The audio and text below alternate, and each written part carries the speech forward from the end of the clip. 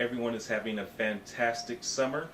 I'm having a blast. I had an opportunity to go to camp with a bunch of high school students, and now I finally get a chance to rest. So again, I hope everyone had a fantastic summer. So today, the purpose of this video is just to show you and just to have a dialogue about what is to be expected for the your summer reading, as well as the first up until the early first quarter. So one thing that we're going to examine this year as a seventh grade community, we're going to look at structure, we're going to look at archetypes, we're going to look at how authors use fiction and nonfiction writing to challenge their societies, to explore their societies, or to validate their societies. So we're going to go deep with our reading. We're going to not just do surface reading and talk about the plot. We're going to talk about, again, the nuances of literature. We're going to talk about what nonfiction is. We're really going to talk about structure and how that's going to apply to your writing.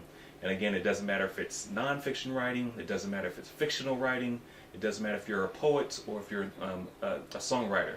It all has the same formula. So that's what we're really going to talk about. And the first thing that you're going to need, you need to get some books.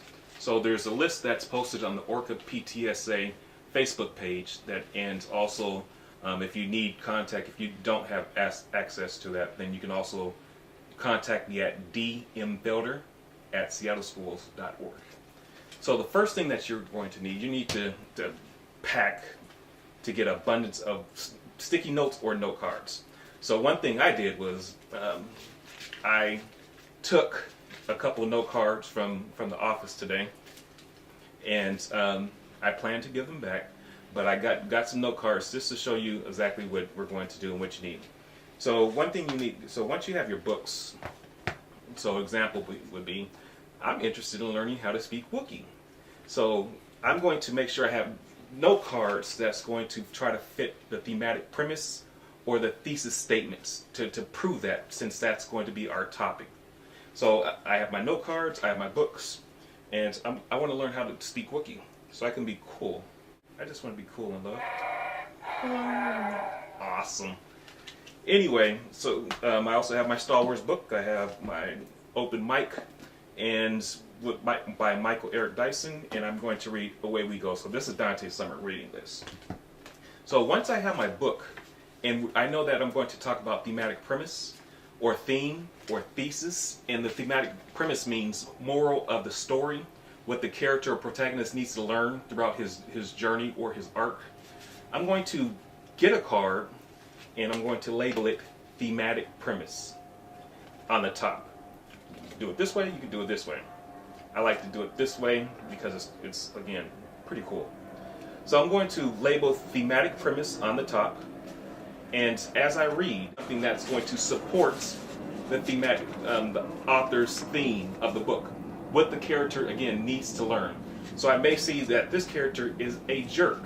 It needs to learn how to become civil, or to become more aware of his surroundings. So let's just pretend he's a jerk.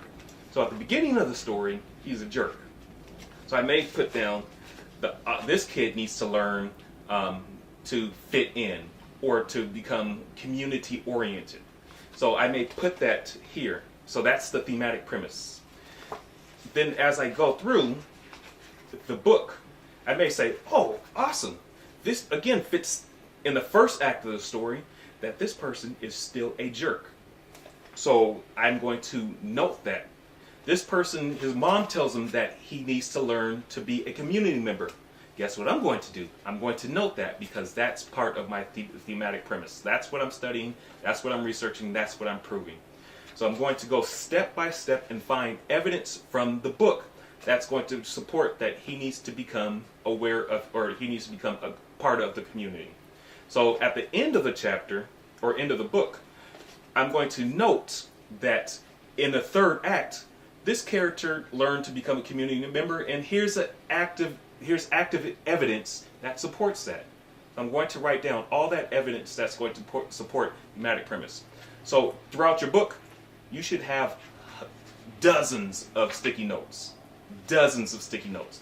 And again, it doesn't matter if you're reading poetry, from the song analysis that are on your your list, it doesn't matter. I should always see sticky notes on your that's showing that you're actively engaged in the process, actively engaged in your learning, actively engaged in your work. So here, if I'm same thing with character arc, if I'm going to talk about arc and talk about how the author uses arc, the character arcs, I'm going to note that. And everything that I put on my sticky note for that book is going to be about character arcs. But since the first quarter, it's all about theme and finding the point of the story or the lesson of the paper, or the point of it, that's what we're going to really focus on and hammer. So everyone has a deep understanding of that. Got it? Awesome. Questions? Comments? Oh, you can't ask questions because it's a video.